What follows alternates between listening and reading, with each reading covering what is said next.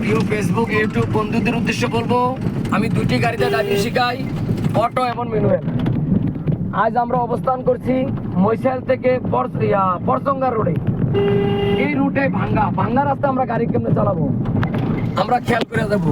ডাইনে গাতে হলে বামে চেপা যাম, বামে গাতে হলে ডাইনে চেপা যাম।